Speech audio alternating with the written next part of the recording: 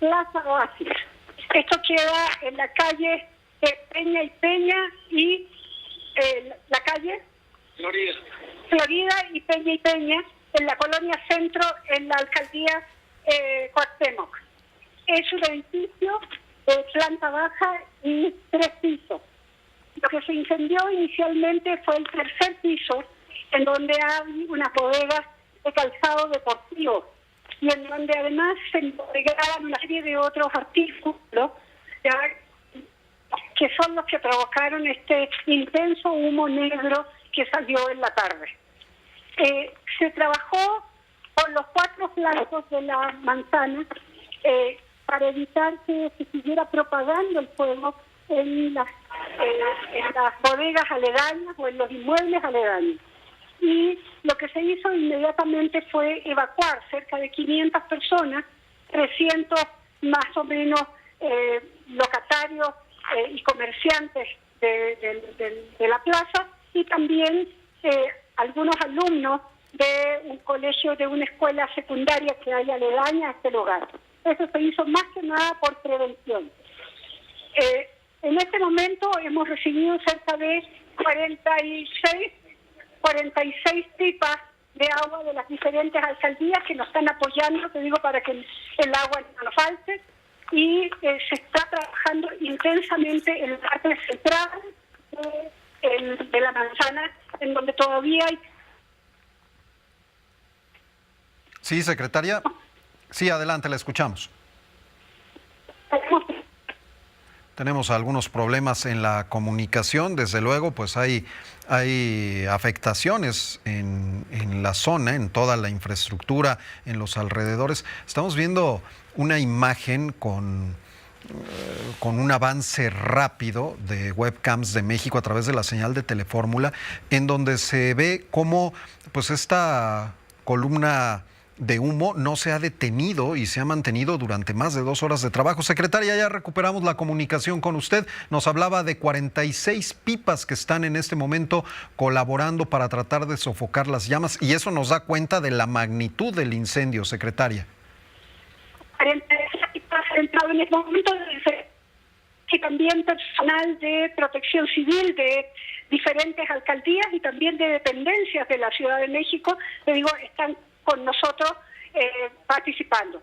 Adicionalmente, te digo, hemos recibido el apoyo de la Secretaría de la Marina, que también nos ha apoyado con pipas y con personal, te digo, para que podamos trabajar en este incendio lo más rápidamente posible. Bomberos en este momento está en la parte central del edificio, en la parte central de la manzana, que es donde tenemos todavía la carga de fuego y que se está trabajando con mucha más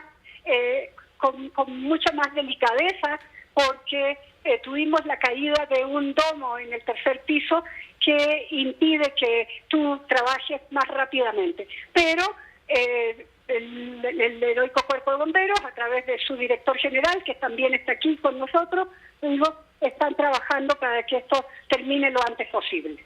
Secretaria, el saldo hasta el momento, ¿tenemos alguna persona lesionada? Ninguna persona lesionada ni ninguna persona fallecida. Tenemos de todas maneras ambulancias del ERUM alrededor nuestro, de manera de que en cualquier momento, si alguien lo requiere, lo necesita, pues estamos aquí preparados para poder atenderlos.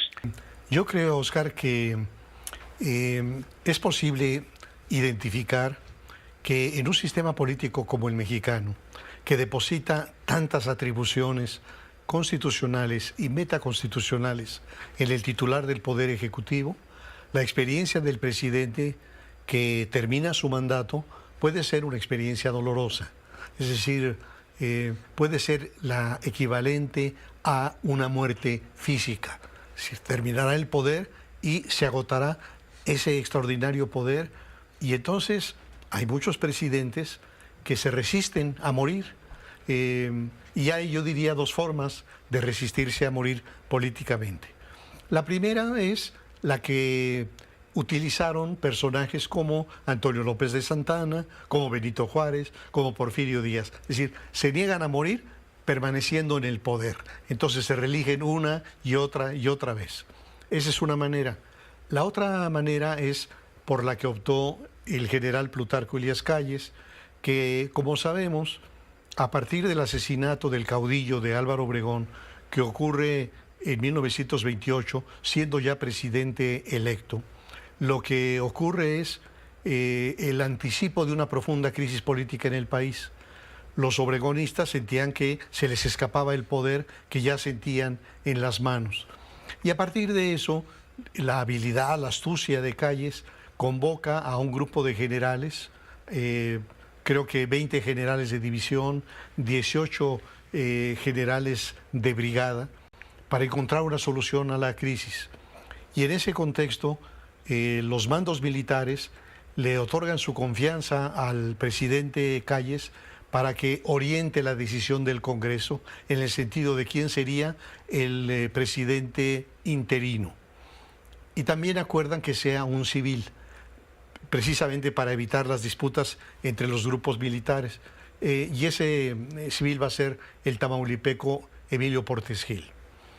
Pero a partir de ese momento, que en efecto, como decías, un general, Eustacio Melgar, es el que llama a Calles jefe máximo de la revolución. Entonces él construye este maximato, construye al Partido Nacional Revolucionario, que va a ser el abuelo del PRI, y que va a justificar las decisiones de Calles. Así que vamos a tener a un Emilio Portes Gil, después a un Pascual Ortiz Rubio, a quien la sabiduría popular llama el nopalito. Algunos dicen que por verde y por baboso, pero era una calificación despectiva para el presidente de la República. Pero realmente el caso extremo de abyección, de servilismo, se dio con Abelardo L. Rodríguez, un general de Guaymas, Sonora, enriquecido. Ya para el momento en que llega a la presidencia es un hombre muy acaudalado.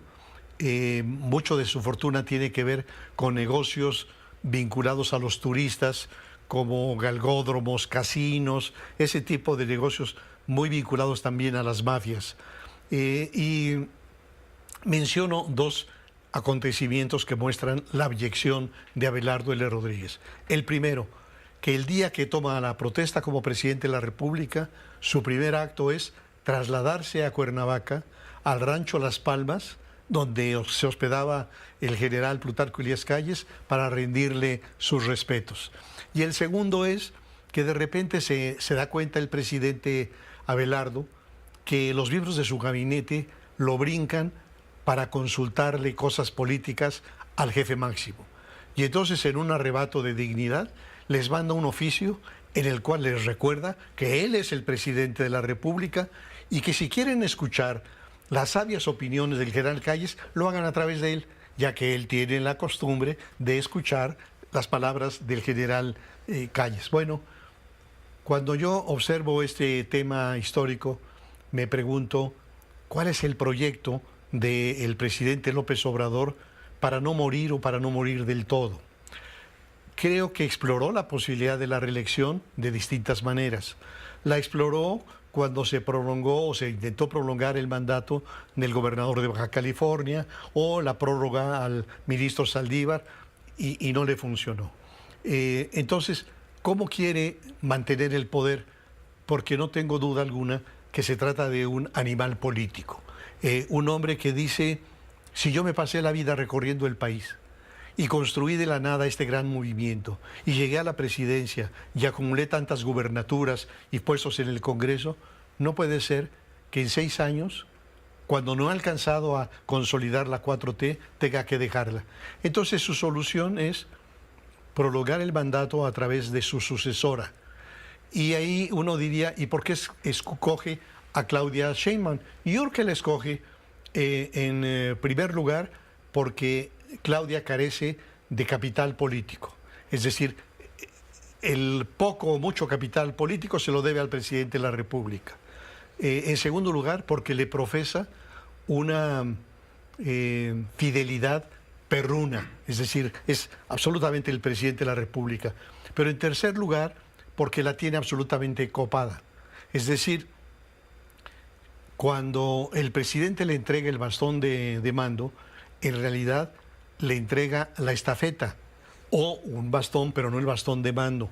Y esto se ha hecho evidente a lo largo de los meses de muy distintas maneras. Una muy evidente fue la manera en que bajó a Omar García Harfuch, y en su lugar se impone la que siempre estuvo en su corazón, Clara Brugada. Pues es una provocación de López Obrador para que se la rechacen. Y esto suena raro, como el presidente va a mandar algo para que no suceda. Pero yo cuando creo que escuchaba, realidad... perdón por la interrupción, pero cuando escuchaba a Israel Aldave dándonos el adelanto de qué podría pasar, pues yo sentía que prácticamente nos estaba diciendo lo que va a pasar. Y pues coincides conmigo. Sí, claro, lo que el presidente quiere es que le digan que no, porque eso le da pie para atacar a la Corte. Va a decir que los conservadores del PRIAN no quieren dejar pasar a gente del pueblo.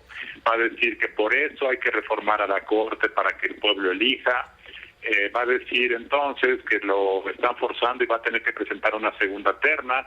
La segunda terna a lo mejor es del mismo perfil de gente de su movimiento. Recordemos que para López Obrador la Corte debe ser actor de la transformación.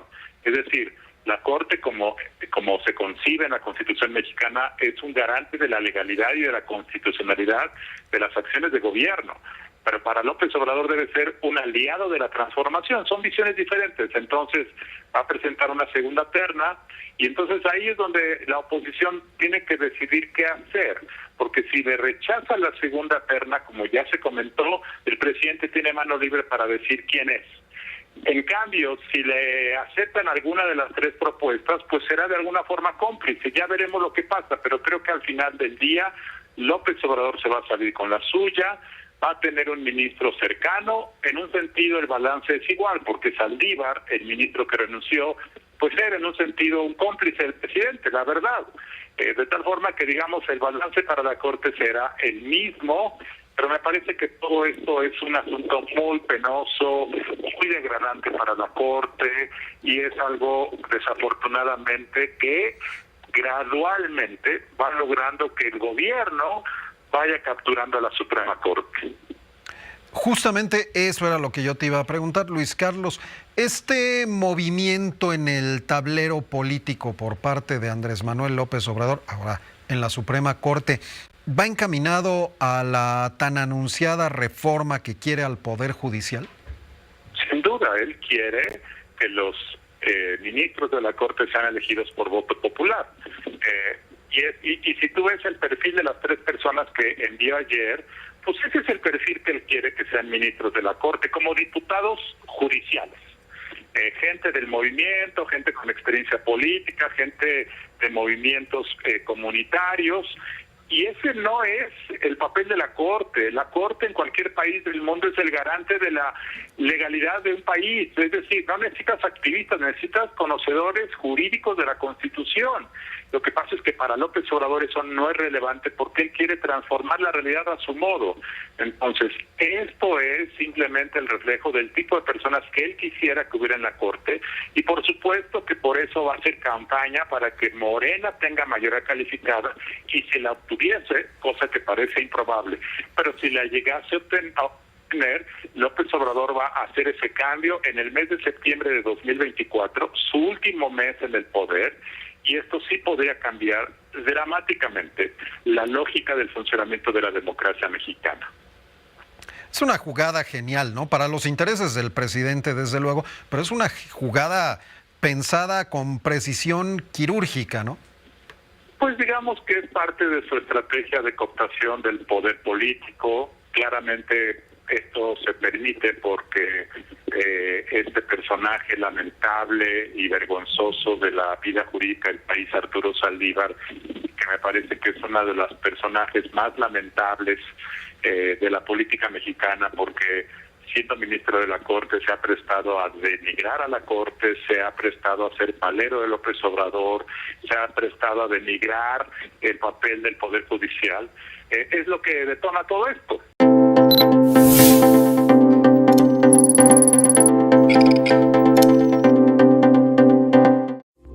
Esta fue una producción de Grupo Fórmula. Encuentra más contenido como este en radioformula.mx.